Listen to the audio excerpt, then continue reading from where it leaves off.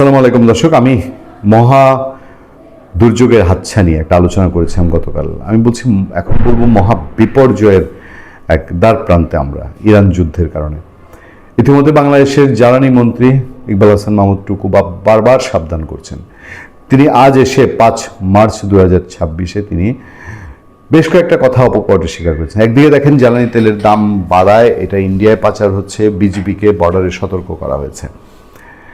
এর পাশাপাশি ইকবাল হাসান মাহমুদ টুকু অকপটে স্বীকার করছেন যে হয়তো ওই পরিমাণ বিদ্যুতে প্রবলেম হবে না, প্রবলেম যে হবে তিনি এই ধারণা দেশবাসীকে দিয়ে রাখছেন। ইরান যুদ্ধ যদি আর একটু দীর্ঘায়িত হয়, ইতিমধ্যে হরমুজ প্রণালী বন্ধ, তেল সাপ্লাইয়ের উপর প্রভাব পড়া শুরু করেছে। ফলে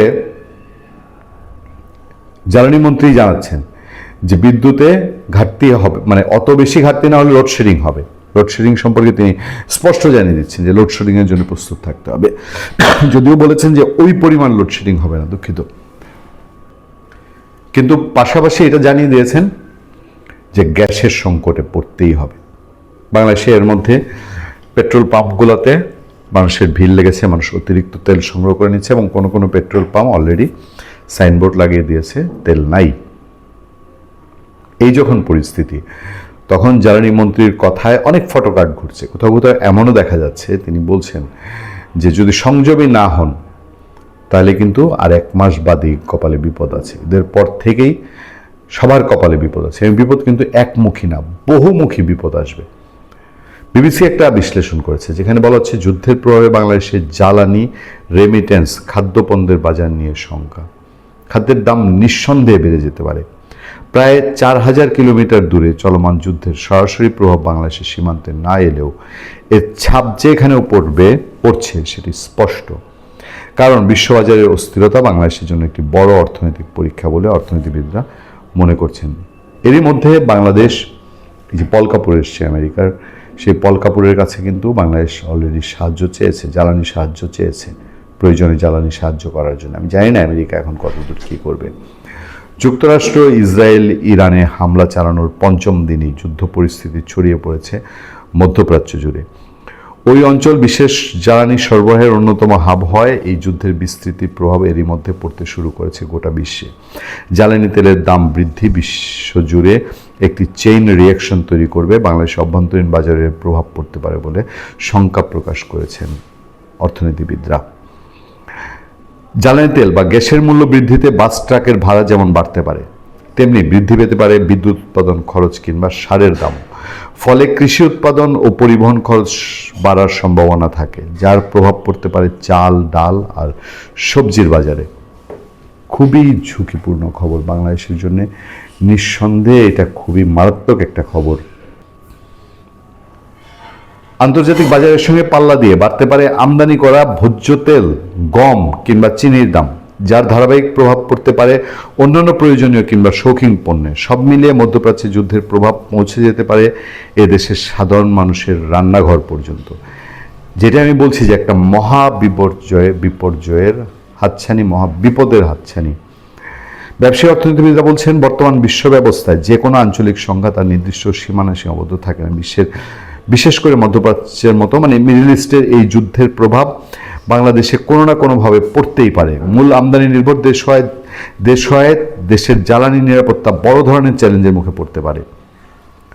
প্রতিটাই হচ্ছে শঙ্কার, ধাপে ধাপে শঙ্কার খবর। আর এ কারণেই বিকল্প উৎস এবং আর্থিক সংস্থানের বিষয়ে আগেভাগে প্রস্তুতি নেওয়ার কথা বলেছে বেসরকারি বিভিন্ন সংস্থা। তিনি বলেন আমাদের জ্বালানি মজুদের যে তথ্য পাচ্ছি সেই অনুযায়ী ডিজেল আছে 2 সপ্তাহ, কেরোসিন ছাড়া আর সবগুলোই তো 2 সপ্তাহ থেকে 6 সপ্তাহের বেশি নাই। মাত্র 2 সপ্তাহের ডিজেল আর 2 থেকে 6 সপ্তাহের বেশি আর কিচ্ছু নাই। আমাদের অবশ্যই বিকল্প কোনো জায়গা থেকে কেনা যায় সেটি ঠিক করতে হবে। এছাড়া পণ্য আমদানি রপ্তানির ক্ষেত্রে যেসব রপ্তানিকারক এরই মধ্যে সমস্যায় পড়েছে তাদের পাশেও সরকারকে দাঁড়ানো প্রয়োজন বলে মনে করছেন বিশেষজ্ঞরা।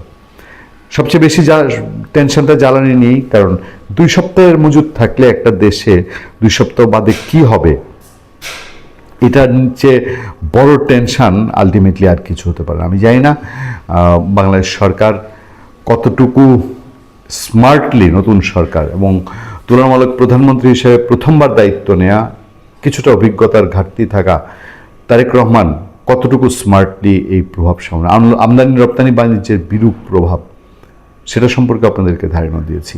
যেমন বাংলাদেশের তৈরি পোশাক ও কৃষি পণ্য রপ্তানির একটি বড় অংশ মধ্যপ্রাচ্য ইউরোপের বাজারে যায়। বিশেষ করে পোশাক খাতের উপর ইতিমধ্যেই মধ্যপ্রাচ্যে চলমান সংকটের বিরূপ প্রভাব পড়তে শুরু করেছে।